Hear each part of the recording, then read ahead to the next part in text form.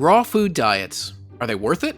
They've become a huge fad in the pet food industry, but with a high price tag and a lot more hassle. Do raw foods live up to their promises? Hi, I'm Dr. Gary Richter. I'm the owner and director of an award-winning veterinary hospital in Oakland, California. In my 20 years of experience, I've learned that the most important aspect of feline health by far is nutrition.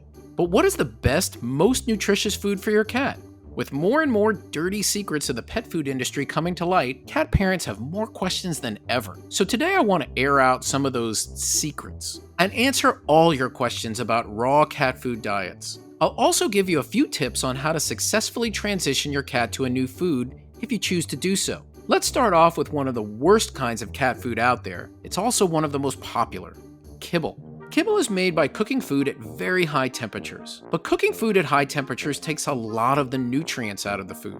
Even worse, pet food manufacturers sometimes cut costs by packing those food pellets with cheap fillers, like corn, wheat, soy, or powdered cellulose, which actually can be made from wood pulp. Some manufacturers also add artificial flavors and colors, some of which may be linked to obesity, diabetes, and even cancer.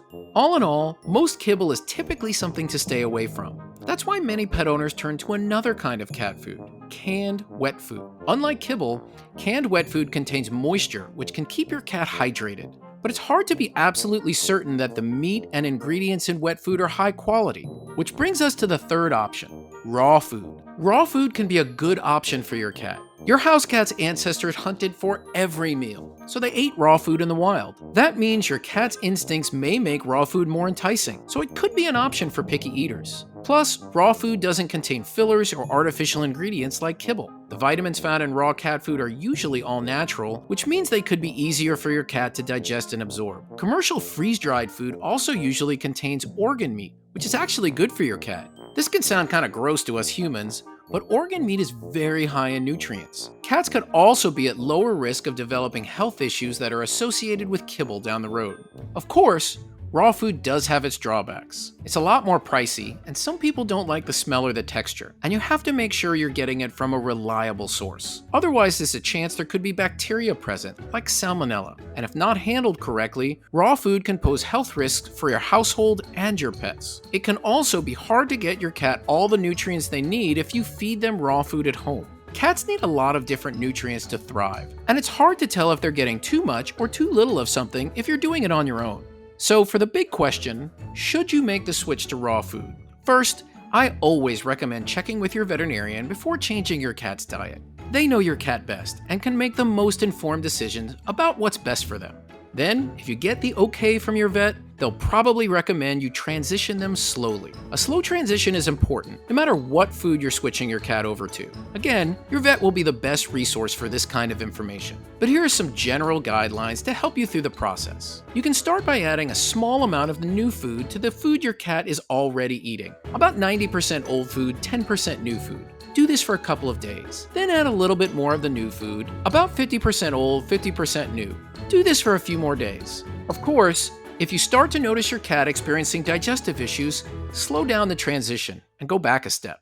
If your cat seems happy and the transition is going smoothly, keep increasing the amount of new food and decreasing the amount of old food until your cat is only eating the new food. The whole process can take several weeks, so remember to be patient with your cat. After all, your cat's body is so small, even tiny changes to their diet can have big effects on their body. Take your time and make sure to reward your cat with lots of praise, and maybe a few of their favorite treats after they finish their meal.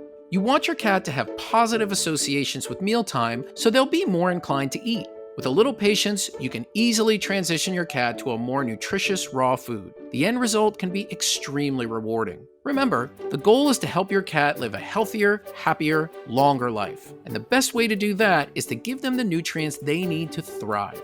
I hope this video answered all of your questions about raw food and transitioning your cat to a new food. If you have any more questions, please feel free to drop them in the comments. In the meantime, I want to thank you for being such a dedicated, curious cat parent. For more tips and tricks like this, check out the Ultimate Pet Nutrition YouTube channel homepage. And make sure to hit that red subscribe button so you never miss an update.